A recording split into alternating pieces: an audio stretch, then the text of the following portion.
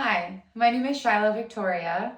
I am a perfume designer from Calgary, Alberta, and I want to talk to you a bit about this perfume here. So this is my special edition perfume, number 11 Róza, released in honor of my grandmother.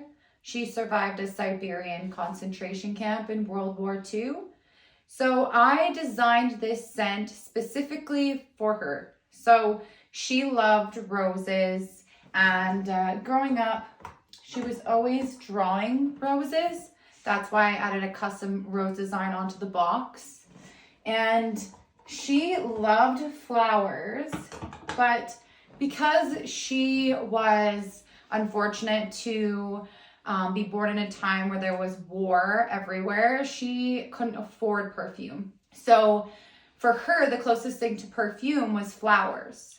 So she just absolutely loved flowers. So this perfume, what I did is I took the classic scent of rose and I put a modern twist onto it. So the top note is rose, and then you're gonna smell grapefruit, vanilla, and sandalwood. Your pheromones do change the scent, so it does smell unique to you. But I really wanted to release this perfume in honor of my grandmother because she was a huge part in my life. She was such a mentor. She was the most incredible lady you would ever meet in your entire life. She was known as the Hat Lady because after the war, she would actually make hats. And she made these hats to help with her post-traumatic stress disorder, but also to make sure that no one's ears ever froze like hers did in Siberia. So her ears froze so bad that she was actually hard of hearing. So she would always hand out these hats everywhere she went. When she was older and she was in the seniors' home, she would go around in her wheelchair, making sure that everybody got a hat.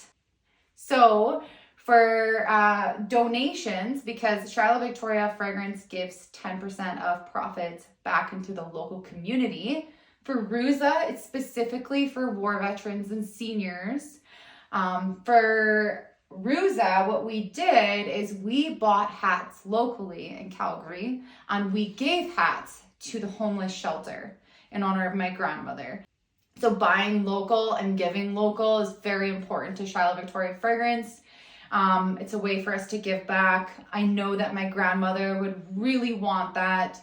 She was the type of person that would give you her last piece of bread if she was starving.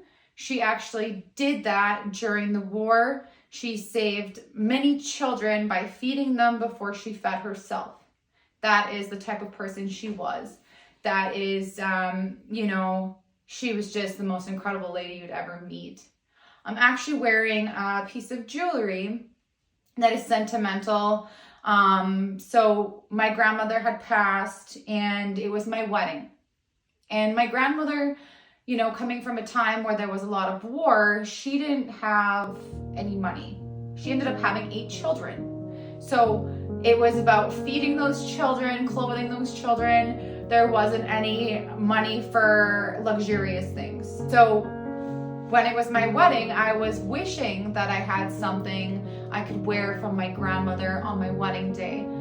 My aunt, she kept walking past this necklace, and she felt like there was some reason that she had to get this necklace. And, she would leave and not buy the necklace, and it would show up, and, she'd have that feeling. And it kept happening so many times to the point that she actually bought the necklace. And when she gave me the necklace, she told me that she was guided and felt like that was a gift from my grandmother to wear on my wedding day. She didn't know I had been wanting to wear something from my grandmother on my wedding day. Some of the reasons I made this perfume for my grandmother was to be able to tell her story.